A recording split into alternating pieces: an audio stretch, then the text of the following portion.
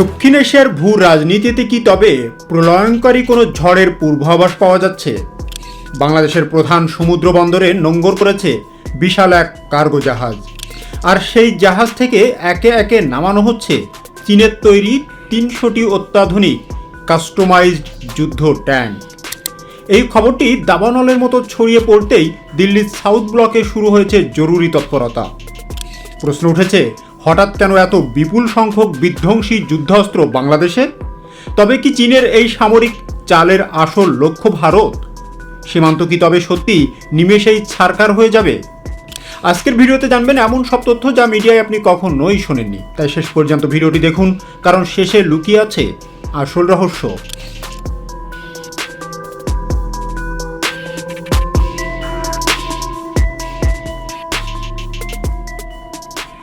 নির্ভরযোগ্য কিছু সূত্র থেকে দাবি করা হচ্ছে, বাংলাদেশের বন্দরে সম্প্রতি চীনের তৈরি অন্তত ৩০০টি টাইপ 15 বা VT4 থার্ড জেনারেশন ট্যাঙ্ক এসে পৌঁছেছে। এই ট্যাঙ্কগুলো সাধারণ কোনো ট্যাঙ্ক নয়, এগুলো বিশেষভাবে তৈরি বা কাস্টমাইজড করা হয়েছে দক্ষিণ এশিয়ার নদীমাতৃক এবং কর্দমাক্ত ভূখণ্ডের কথা মাথায় রেখে। প্রত্যক্ষদর্শীদের বর্ণনা অনুযায়ী বন্দর এলাকায় নিরাপত্তা ব্যবস্থা ছিল নজিরবিহীন। কেন এই গোপনীয়তা? সাধারণত কোনো দেশ তাদের প্রতিরক্ষা ব্যবস্থা শক্তিশালী করতে অস্ত্র কেনে, কিন্তু একবারে ৩০০টি ট্যাঙ্ক আসার ঘটনাটি আন্তর্জাতিক সমর বিশেষজ্ঞদের নজর কেড়েছে। ভারতের শিলিগুড়ি করিডর বা চিকেন স্নেক এর খুব কাছেই এই বিশাল ট্যাঙ্ক বহরের উপস্থিতি ভারতের জাতীয় নিরাপত্তার জন্য কতটা বড় হুমকি, তা এখন আলোচনার মূল কেন্দ্রবিন্দু। এখন প্রশ্ন হলো, এই কাস্টমাইজ ট্যাঙ্কগুলো কতটা শক্তিশালী? সামরিক বিশ্লেষকদের মতে চীন তাদের এই ট্যাঙ্কগুলোকে মাউন্টেন ওয়াল বা পাহাড়ের নেকড়ে বলে থাকে। এগুলো ভারতের পাহাড়ি অঞ্চল বা বাংলাদেশের নরম মাটিতে দ্রুত চলতে সক্ষম। এতে রয়েছে ১২৫ মিলিমিটার স্মুথ বোর গান, যা নিমিষেই শত্রুর বাংকার গুড়িয়ে দিতে পারে। এই ট্যাঙ্কগুলো কেবল গোলা বারুদ নয়, বরং দূরপাল্লার মিসাইলও ছুঁড়তে পারে।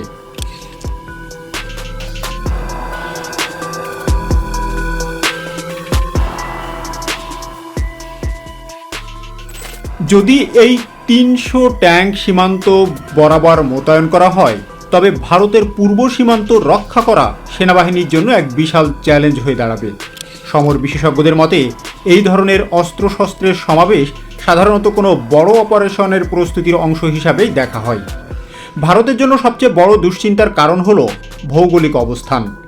আপনারা জানেন, ভারতের মূল ভূখণ্ডের সাথে উত্তর পূর্বাঞ্চলীয় রাজ্যগুলো, বিশেষত অরুণাচল, আসাম, মণিপুর ইত্যাদি এর যোগাযোগ রক্ষা করে মাত্র ২২ কিলোমিটার চওড়া একটি রাস্তা, যাকে বলা হয় চিকেন স্নেক বা শিলিগুড়ি করিডর।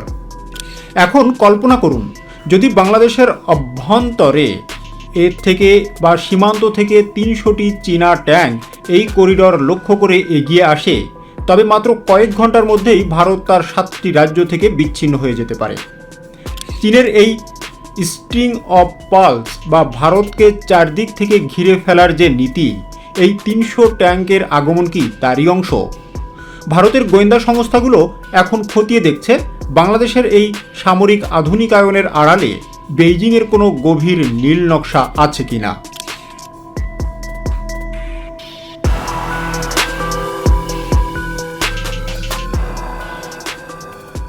বাংলাদেশ ঐতিহাসিকভাবে চীনের তৈরি সামরিক সরঞ্জামের বড় ক্রেতা, কিন্তু বর্তমান সময়ের টাইমিংটা খুবই গুরুত্বপূর্ণ।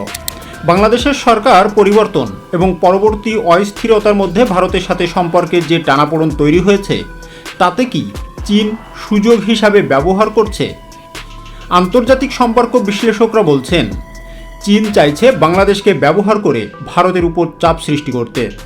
ভারতের ৩ দিককে যদি চীন তার মিত্রদের দিয়ে শক্তিশালী সামরিক বলয় তৈরি করতে পারে, তবে যুদ্ধের সময় ভারতের মনোযোগ চারিদিকে বিভক্ত হয়ে যাবে। আর এই সুযোগেই কি চীন অরুণাচল বা লাদাখের বড় কোনো পদক্ষেপ নেবে? ৩০০টি ট্যাঙ্ক কি কেবল শুরু, নাকি এর পিছনে আরও বড় কোনো চালান আসছে? তবে ভারতও কিন্তু নিশ্চুপ নেই। সীমান্তে চীনা ট্যাঙ্কের খবর পৌঁছানোর পরপরই ভারতীয় সেনাবাহিনী তাদের 90 ভস্যী ট্যাঙ্ক বহরকে পূর্ব সীমান্তে সরিয়ে নিতে শুরু করেছে।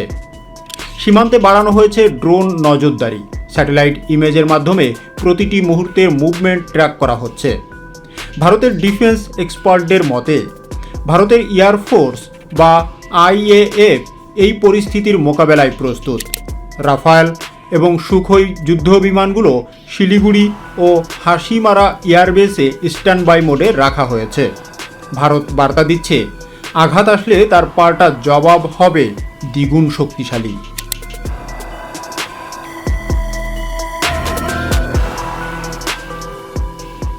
যুদ্ধ অনেক আধুনিক হয়েছে।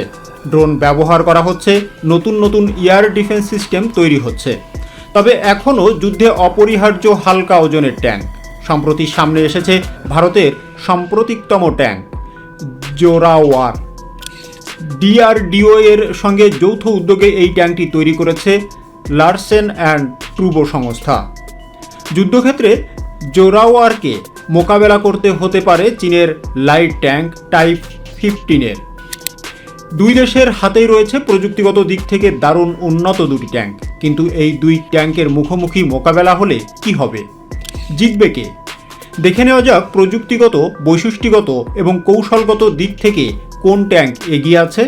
ভারতের জোরাওয়ার ট্যাঙ্কের ভর 25 টন। তুলনায় চীনা ট্যাঙ্কটি বেশি ভারী, ভর 36 টন। দুটি ট্যাঙ্কে 3 জন করে ক্রু বসতে পারে। দুটি ট্যাঙ্কেরই প্রধান আগ্নেয়াস্ত্র হল 105 মিলিমিটারের মেশিনগান। দ্বিতীয় অস্ত্র হিসাবে ভারতের জোরাওয়ারে রয়েছে কোঅ্যাক্সিয়াল 7.62 মিলিমিটার মেশিনগান। চীনের ট্যাঙ্কটিতে রয়েছে কোঅ্যাক্সিয়াল 5.8 মিলিমিটার মেশিনগান। দুটি ট্যাঙ্কেই সর্বোচ্চ গতি 70 কিলোমিটার প্রতি ঘন্টা। তবে এই গতি ওঠে পাকা রাস্তায়। কিন্তু ট্যাঙ্ক তো আর শুধু পাকা রাস্তায় চলার জন্য তৈরি হয় না। অফরোড অর্থাৎ রাস্তার বাইরে মাঠঘাটে জোরাওয়ার ট্যাঙ্কটি চলতে পারে সর্বোচ্চ 35 থেকে 30 কিলোমিটার প্রতি ঘন্টা বেগে। আর অফরোডে চীনের টাইপ 15 ট্যাঙ্কের গতি 35 কিলোমিটার প্রতি ঘন্টা। দুটি ট্যাঙ্কেরই 1000 অশ্ব ক্ষমতার শক্তি রয়েছে।